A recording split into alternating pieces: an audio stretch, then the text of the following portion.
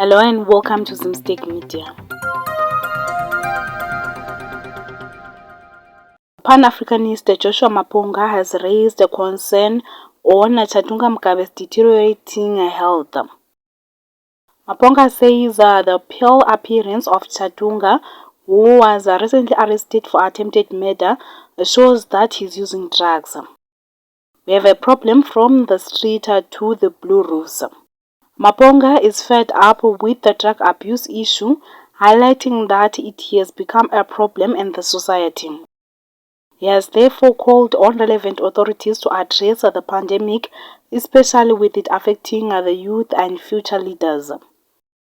A lot of people have agreed with Maponga on this drug abuse issue, looking at Chatunga's appearance. However, others say his appearance might be influenced by other issues like stress, which has nothing to do with drug abuse. Some of the comments are, it's a sad moment. And another one said, kids with toys.